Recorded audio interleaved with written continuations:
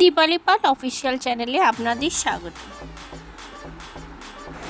নমস্কার বন্ধুরা, আশা করি আপনারা সকলেই খুব ভালো আছেন, সুস্থ আছেন। চলে এসেছি আমি দীপালি পাল অফিসিয়াল চ্যানেলের দীপালি। আমি আজকে স্পেশাল আলু পোস্ত রেসিপি ডিনারের জন্য তৈরি করতে চলেছি। আমি এই রেসিপি কীভাবে তৈরি করছি সেটাই আপনাদের সঙ্গে শেয়ার করছি। ভালো লাগলে অবশ্যই আমার চ্যানেলটিকে সাবস্ক্রাইব করবেন, আমার পাশে থাকবেন। আপনারা দেখতেই পাচ্ছেন আমি আজকে তৈরি করেছি নতুন স্বাদের আলু পোস্ত। তার জন্য নিয়ে নিয়েছি আমার পরিমাণ মতো 6 পিস আলু। তারপর মশলায় নিয়ে নেব সাধারণত চা খাওয়ার বা খাওয়ার চামচের মাপে 1 চামচ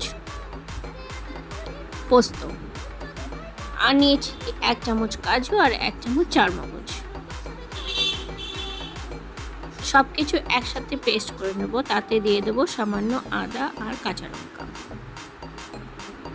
প্রথমে আমি সমস্ত কিছু একটু জলে ভিজিয়ে রাখছি। আদা, কাঁচা লঙ্কা দিয়ে আর সমস্ত পোস্ত, চারমগজ, কাজু বাদাম সব কিছু দিয়ে সামান্য একটু জল দিয়ে 5 মিনিট মতো রেখে দিচ্ছি, যাতে সব কিছু একটু ভিজে যায়। তারপর আমি আলুগুলো কেটে নিচ্ছি। সাধারণত আমরা সবাই ছোট ছোটোভাবে বা ডুমো ডুমো করে আলু কেটে আলু পোস্ত তৈরি করি, কিন্তু আমি আজকে একটু অন্য স্বাদের আর অন্যরকমভাবে তৈরি করব বলে একটু বড় বড় আকারে আলুগুলো কেটে নিয়েছি। তারপর আলুগুলো ভালো করে ধুয়ে নুন মাখিয়ে খানিকক্ষণ রেখে দেবো। নুন মাখানোর পর যে জলটা বেরোবে সেই জলটা ফেলে দেওয়া সবচেয়ে ভালো, কেননা বেশি পরিমাণে আলু দিয়ে কিছু করতে হলে সেই জলটা ফেলে দিলে শরীর পক্ষে সেটা খুব ভালো হয়।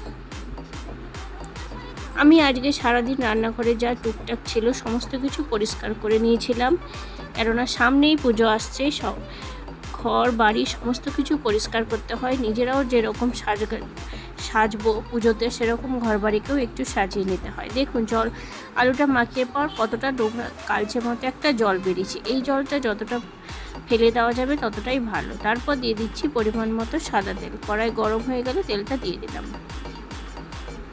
আলু পোস্ত যেহেতু একটু সাদা সাদা প্রকৃতির হয়, সেই জন্য সাদা তেল ব্যবহার করছি। আপনারা চাইলে অবশ্যই সর্ষের তেলে করতে পারবেন, তাতে রেসিপির কালারটা একটু কালচে হয়ে যাবে। আর দিয়ে দিচ্ছি একদম খুব সামান্য পরিমাণে হলুদ গুঁড়ো। তারপর আলুগুলো ভালোভাবে নরম করে ভেজে নেব। খুব বেশি লালচে করব না, লো মিডিয়াম আছে ভালোভাবে আলুগুলো ভেজে আমি নামিয়ে নিয়েছি। তারপর কড়াইতে যা তেল ছিল তাতে আমি ফোড়নে দিয়ে দেবো একটা তেজপাতা আর সামান্য একটু গোটা জিরে। আমার এই নতুন ধরনের আলু পোস্ত রেসিপি আপনাদের ভালো লাগলে অবশ্যই আমার পাশে থাকবেন, আর স্কিপ না করে অবশ্যই রেসিপিটা পুরোপুরি দেখবেন, তাহলেই বুঝতে পারবেন নতুনত্বভাবে কিভাবে আরও সুন্দর বা আরও টেস্টির সাথে আলু পোস্ত তৈরি হয়। তারপর যে বেটে রাখা মশলাটা সমস্ত দিয়ে দিলাম, আর দিয়ে দিলাম স্বাদ মতো নুন আর চিনি। খুব চটজলদি আর খুব তাড়াতাড়ি এই রেসিপি তৈরি হয়ে যাবে। এই রেসিপি রুটি, পরোটা, নান বা ভাত সব কিছুর সাথেই সার্ভ করা যাবে। আপনারা অবশ্যই ঘরে একবার তৈরি করবেন, তাহলেই বুঝতে পারবেন। যারা যারা আলু পোস্ত খেতে পছন্দ করে তাদের তো কথাই নেই, তারা একবার অবশ্যই এইভাবে তৈরি করবেন, তাহলে বুঝতে পারবেন। আমরা যেটা আগে খেয়ে থাকি সবসময় একই রকম তো ভালো লাগে না, সেই জন্য বারবার পাল্টে একটু যদি রান্না করা যায় তাহলে খেতেও ভালো লাগে, বাচ্চা কাচ্চাদেরও খুব পছন্দ হয়, আর সকলেই বলে খুব ভালো হয়েছে আজকের এই রেসিপিটা। সংসারের সকলের মুখের টেস্ট অনুযায়ী যদি রান্না করা যায় তাহলেই তো সংসারের সকলেই ভালো বলবে আর নিজেরও ভালো লাগবে। তারপর মশলা দিয়ে আর আলুটা দিয়ে ভালো করে আলুটাকে নরম করে নিয়ে খানিকক্ষণ ধরে যখন তেল ছাড়া শুরু করবে তখন আমি দিয়ে দিচ্ছি 2 থেকে 3 চামচ মতো ফ্রেশ ক্রিম। আপনাদের কাছে ক্রিম না থাকলে ক্রিমটা স্কিপ করলেও চলবে, কিন্তু আমার কাছে ছিল তাই দিয়ে দিচ্ছি। দিয়ে দিলে খুব বেশি ভালো হয় স্বাদটা, আর গ্রেভিটাও খুব সুন্দর স্মুথনেস আসে। তারপর ক্রিমটাকে ভালো করে একটু নাড়াচাড়া করে কষিয়ে নিয়ে দিয়ে দিচ্ছি পরিমাণ মতো একটু জল। গ্রেভিটা যে যার পছন্দ অনুযায়ী আপনারা জলটা দিয়ে নেবেন। যারা একটু পাতলা পছন্দ করেন তারা একটু জল দেবেন। আমি একটু গামাখা ঘন প্রকৃতির তৈরি করছি বলে আমি একটু কম জল দিলাম। তারপর দিয়ে দিচ্ছি স্পেশাল ভাজা মশলা।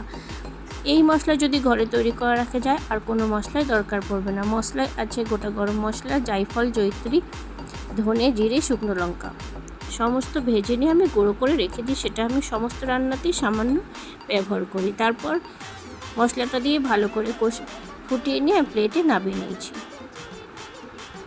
তারপর আমি টেবিলে রাতের ডিনার সার্ভ করে নিয়েছি।